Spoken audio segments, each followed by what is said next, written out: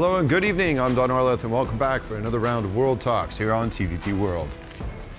China and France will hold three high-level dialogues on strategic, economic, financial, and cultural issues this year, Foreign Minister Wang Yi said after meeting with his French counterpart in Beijing. The meeting comes as U.S. President Donald Trump upends global trade by imposing or threatening to impose tariffs on trading partners, including the European Union and China. So will we see a new relationship start to forge as the U.S. turns on its allies? Perhaps Europe will look to China as a more reliable partner. Joining us to help answer those questions and more is an expert on China's economic and political relations with Central and Eastern Europe and the European Union, Deputy Director at the Center for Eastern Studies, Jakub Jakóbowski. Hello, great to see you again, and thanks for joining us on World Talks. Hi, hello. Thanks for having me. Yes, so in the last visit that we saw of Chinese leader Xi Jinping to Europe, France was his first stop for the Chinese leader. In the hierarchy of the most important EU countries for China, would you rank France amongst the top? Yes, certainly. Well, traditionally, before the UK left the EU, Berlin, Paris, and London were the three major capitals where every major diplomatic offensive of Beijing usually started.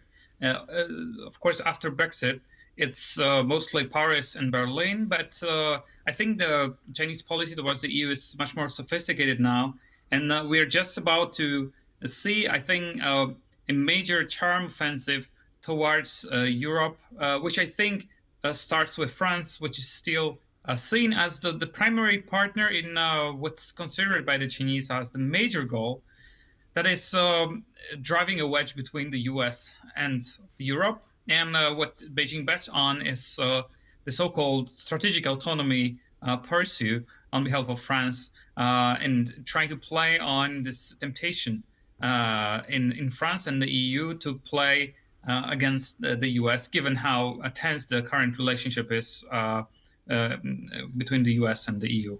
Right, certainly, and it seems like a good idea. And when we look at a country like Germany, which has deindustrialized significantly over the last decade or so, do you think that if this trend continues, then China will be a natural partner for Europe to look to simply for the cheap production that it offers and, of course, on the heavy industrial goods? Well, certainly Beijing would like to present itself as an alternative to the US, but leaving aside the high geopolitics, if we look purely at economic relationship, there's just no way Beijing can substitute what the US offers now to Europe. So as Trump is levying more and more tariffs on the European Union, and especially recently on cars, we're talking about a major market closing up in front of the European exporters.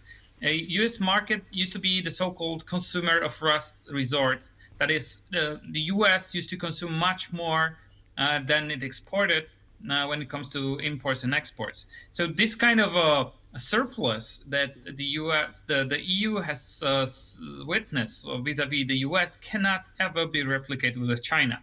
China is also a major surplus country and an industrial behemoth that is taking over many global markets. So even if China presents itself as an alternative, I think it's clearly visible for many in Europe.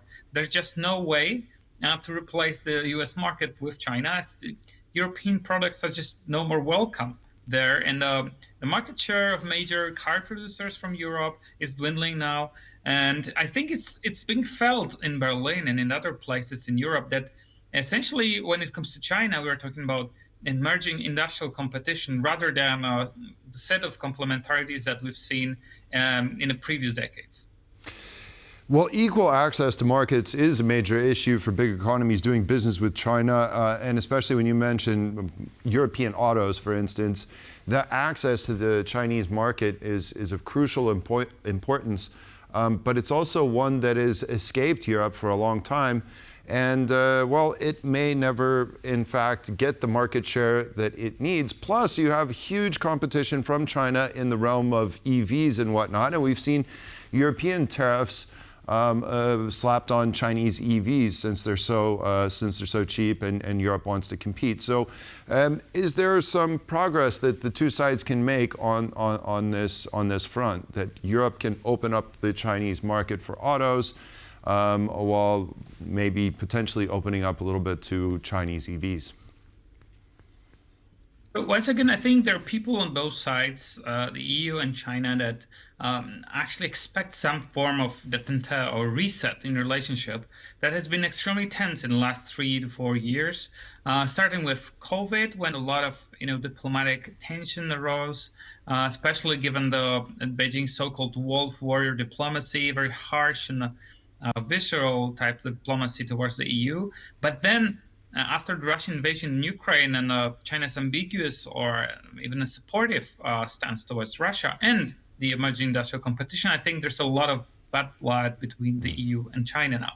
So, and the point is that the trends are still somehow negative. That is, we see the EU now reaching out to China. We saw the Commissioner Šefčovič, responsible for trade and industry, paying a visit to China just a day ago with a double set of talking points. First, yes, Europe wants to open up to dialogue with China again, but there's a long list of demands in terms of market access, in terms of subsidies, in terms of technology stealing, in terms of what Europe expects from Chinese investments in Europe. This is a long list of demands stemming from this raising awareness that with no structural concessions on the Chinese side, which Beijing is not ready to give away, without those concessions, there will be no level playing field, and the European industry may suffer and will suffer. So I think, in a way, Trump's policies make this dialogue between EU and China somehow more natural, but the actual sense of this relationship now is still pretty toxic, and I don't really see, a major economic cooperation going on. We see how to call it, a massacre of European automakers on the Chinese market now that cannot really be stopped, because it's not only about market access as such. It's just we are seeing an EV revolution that you've just pointed out, and to be fair, the Chinese are just better at making EVs. They're more competitive, and their technologies are better, so they're pushing the European competitors out of their own competitiveness. Now, concerning the war in Ukraine, is there any role do you see for China to play there in the peace process, potentially onboarding Russia and getting them to move along? Is there a role that they could play? Well, this is a good question that many in Europe asked, and that many Europeans asked in Beijing in the last 3 years of the Russian full-scale invasion on Ukraine. I think, so far the results were very humble in terms of what Beijing actually did. There were cases where Beijing did intervene, and I think a very important part of it was the end of the so-called nuclear saber rattling on behalf of Russia. When Russia threatened to use tactical nuclear weapons in Ukraine, there was a clear signal coming from Beijing that Beijing doesn't want the nuclear taboo to be broken. A similar set of signals came to Moscow from Delhi, from India, and other capitals, and this kind of calmed Putin down. But when it comes to the actual, resolution of the conflict in Ukraine, the peace process itself, I think China advertised itself as a kind of neutral country, which that is not really true in terms of the type of economic support Russia gets from China. But anyways, I think in terms of concrete talks, concrete frameworks, and the facilitation of dialogue between Russia and China, Russia and Ukraine, China did not play a role, and I don't think they have an ambition to be the major player here. They just so to say, look at Trump talking with the Russians. They try to wait it out. They try to see what comes out of it.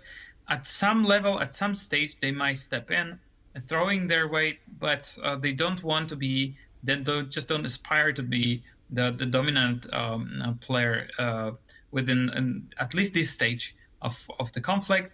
There's some messaging coming from Beijing on possible Chinese peace mission, but only within the UN mandate. So a highly unlikely scenario, to be honest.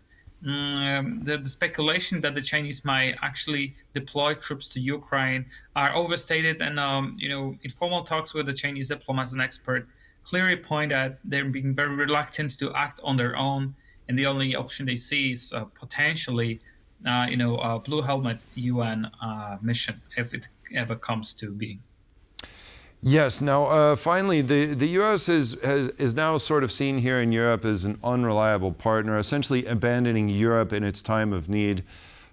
Will this, at least perception of the U.S. being an unreliable partner, the U.S. needing to pivot towards China, could the EU use this as kind of a bargaining chip, this relationship with China in its dealings with Washington, do you think?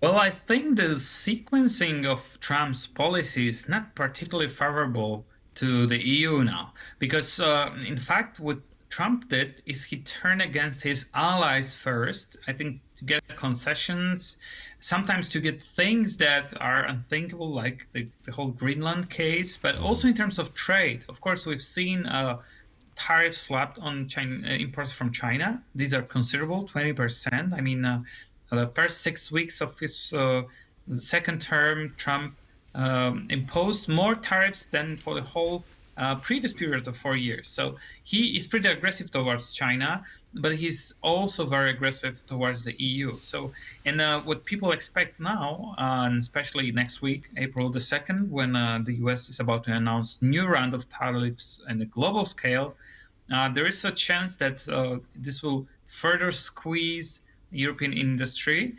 And so I don't think there's that much of a leverage the EU has now. If Trump starts push China really hard, and I think everybody expects it to happen in the future, we're not there yet. Once he tries to push China hard, when he starts to play hardball with China, I think then the EU may have some additional leverage vis-a-vis China and vis-a-vis the US, but I don't think we're there yet. We have to get our own house in order, so to say. Well, we're just a couple months into a long Donald Trump presidency. Jakub Jakóbowski, Deputy Director for the Center of Eastern Studies, thank you very much for joining me. Good to see you again. Thanks a lot. Bye-bye. And that's all the time we have on this edition of World Talks. Thanks for joining us, and stay with us for more here on TVP World.